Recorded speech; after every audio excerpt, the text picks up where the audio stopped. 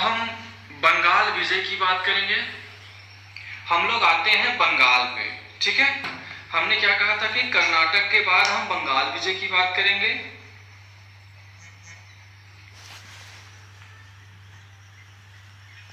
अब जैसे देखो कि एक पॉइंट हमने बताया था कि बंगाल, बिहार, उड़ीसा का जो पूरा इलाका था वो पहले मुगलों के पास था।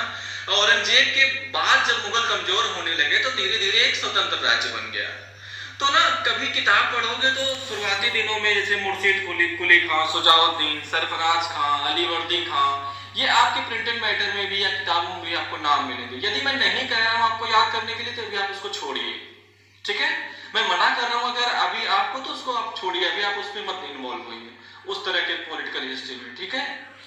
प्रिंटेड मैटर में भी आपको हो सकता है मिले, बट ये पढ़ लीजिएगा कि ये सब शासक थे।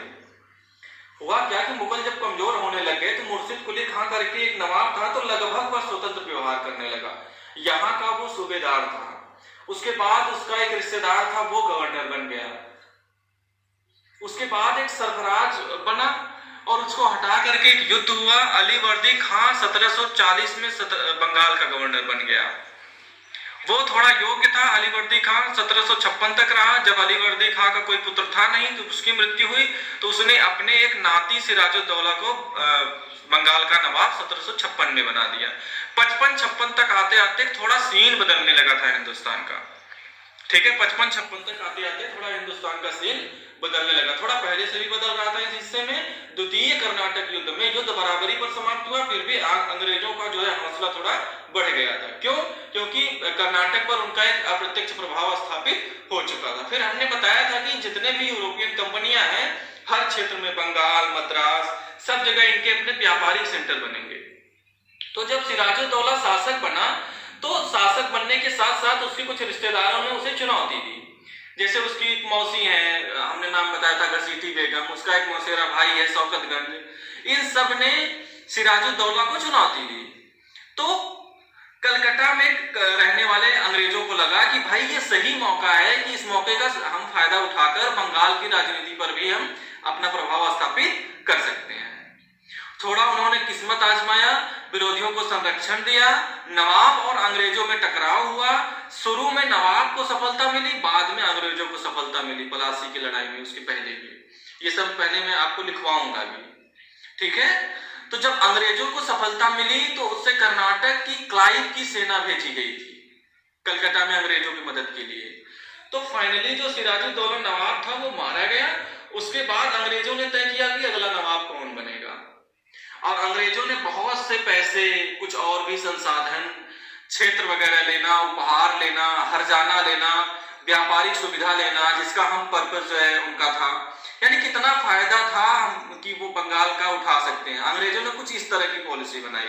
ऐसा चला कि मीर जाफर को नवाब बनाया गया था, फिर मीर जाफर से तंग आकर अंग्रेजों ने मीर कासिम को नवाब बनाया 1760 में। मीर कासिम ने भी अंग्रेजों के कुछ पैसे, उपहार वगैरह दिए, बट मीर कासिम का कहना था कि हम शासक हैं कि आप एक व्यापारिक कंपनी है, तो जहां तक समझौता हुआ तो वहां तक हम शर्तों का पालन करेंगे, लेकिन हम संप्रभु शासक हैं। अंग्रेजों को लगता था कि भाई बंगाल को तो मैं चला रहा हूं, यदि कोई शासक स्वतंत्र व्यवहार करेगा तो हमारा महत्व कम हो जाएगा। तो दोनों की महत्वाकांक्षा फिर टकराती है और 1764 में बक्सर का युद्ध होता है। बक्सर के युद्ध में मीर कासिम तो था ही, उसके साथ अवध का भी शासक था और एक मुगल का भी शासक था। मुगल शासक की हैसियत बस इतनी थी कि लाल किले पर भी उसका नियंत्रण नहीं था। वो खुद अपने एक मंत्री के डर से छिपा हुआ था, कभी बंगाल में तो कभी अवध में। वो अलग प्रसंग है। हाँ, लेकिन एक सिंबॉलिक वैल्यू था, नाम का वैल्यू था, क्योंकि 50 वर्ष से पहले मुगलों का एक इंपैक्ट था पूरे हिंदुस्तान में।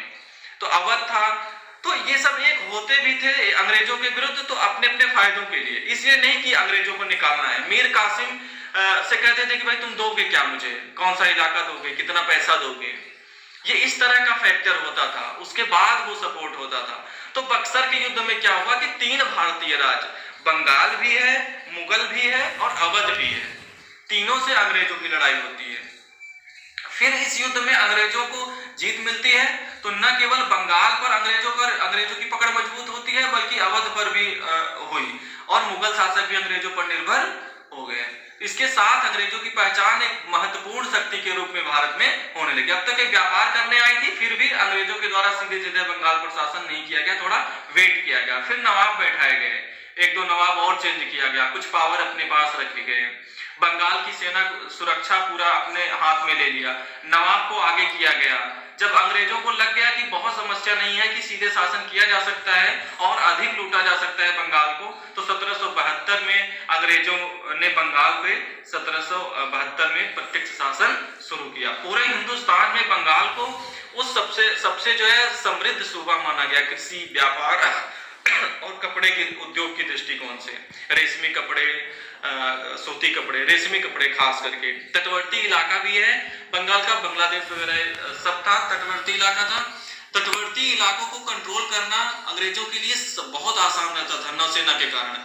मैक्सिमम तटवर्ती इलाकों पर ही वो अपना जो है कंट्रोल बनाएंगे, धीरे धीरे वो बढ़ते जाएंगे।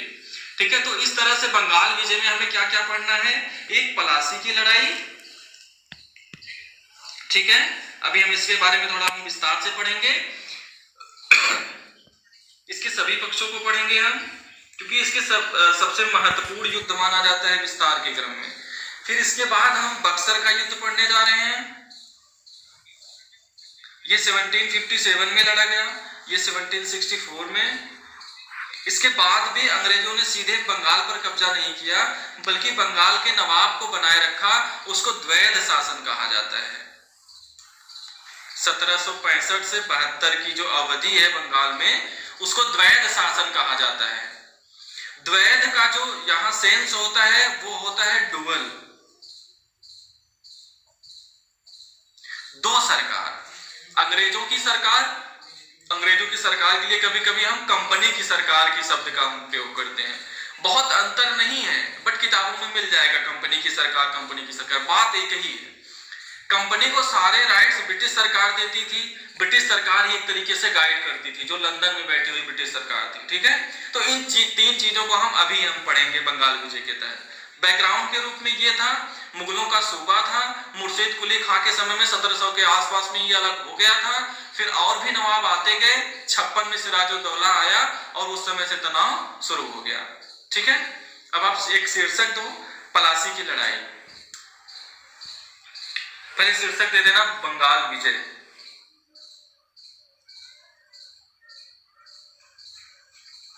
ठीक है, बंगाल विजय में आप लिखो, आप पलासी की लड़ाई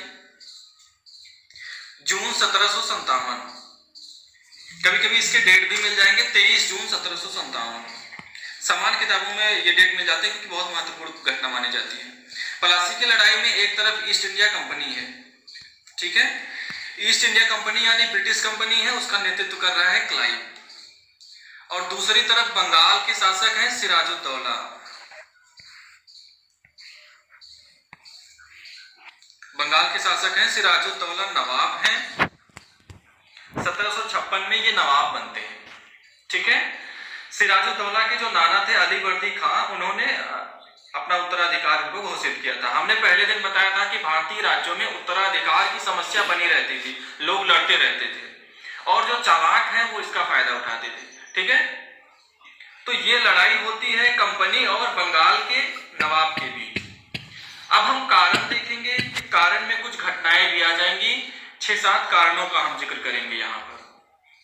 कारण में सबसे पहले हम बात करेंगे अंग्रेजों की महत्वाकांक्षा की, फिर एक बार। ठीक है, फिर एक चर्चा करेंगे हम 1717 का मुगल आदेश। आखिर अंग्रेजों में और नवाब में लड़ाई क्यों हुई, कौन कौन से कारण थे उसके। ठीक है, एक मुगल आदेश था, फरमान था, जिसको लेकर भी टकराव दोनों में होता रहता था। इसके बारे में 2-4 बातों को समझेंगे। फिर जो अगला पॉइंट हम लेंगे, ईस्ट इंडिया कंपनी के द्वारा नवाब की संप्रभुता को चुनौती।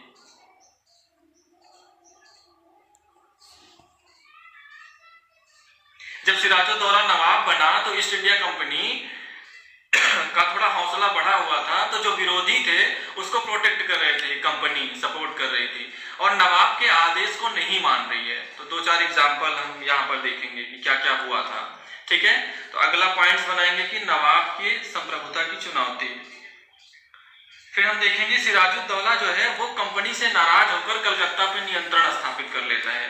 बॉम्बे, कलकत्ता और मद्रास तीनों शहर का विकास अंग्रेजों के द्वारा किया गया है।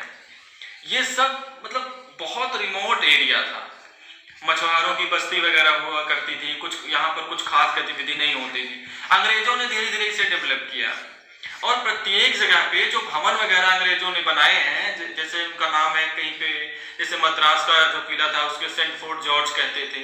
ठीक है, इसको फोर्ट विलियम कहते थे। किताब में सब नाम भी आएंगे। मिडिवल इंडिया में मैं आपको बताऊंगा कंपनी की सब केसेस वगैरह के बारे में, फैक्चुअली सब उस पर एक मैटर में दूंगा, सप्लीमेंट भी दूंगा आपको। ठीक है, तो नवाब की संप्रभुता को चुनौती। इसके बाद सिराजुद्दौला क्या करेगा, कलकत्ता पर नियंत्रण स्थापित कर लेगा। सिराजुद्दौला ने कलकत्ता पर नियंत्रण स्थापित किया, सेना लेके गया, कलकत्ता को जीत लिया, अंग्रेजों को भगा दिया वहां से। भाई तुम मेरी बात नहीं मानते हो तो फिर चलो यहां से। ठीक है, इससे अंग्रेजों में बहुत ज्यादा नाराजगी हो जाती है और एक विवाद उठेगा। उस विवाद की हम बात करेंगे, उसको कहा गया काल कोठरी की दुर्घटना,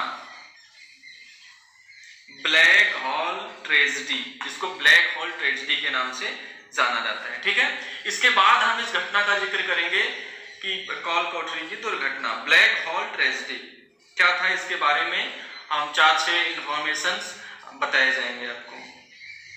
इसके बाद अंग्रेजों के द्वारा या कंपनी के द्वारा पुनः कलकत्ता पर नियंत्रण।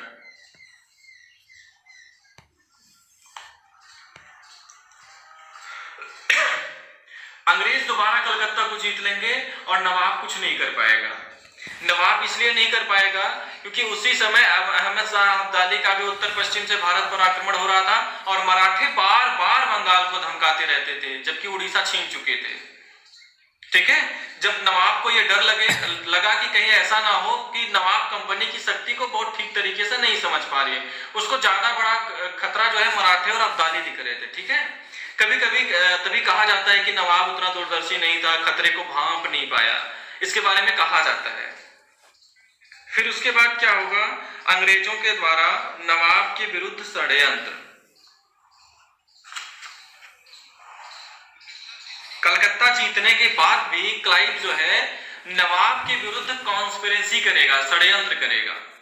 नवाब के सभी जो बड़े अधिकारी थे उनको तोड़ लेगा, अपनी तरफ मिला लेगा और फिर पलासी की लड़ाई जब होगी तो नवाब एक तरीके से बस देखता रह जाएगा, मूक दर्शक बन के रह जाएगा, लगभग उसकी सेना अंग्रेजों से मिल जाएगी।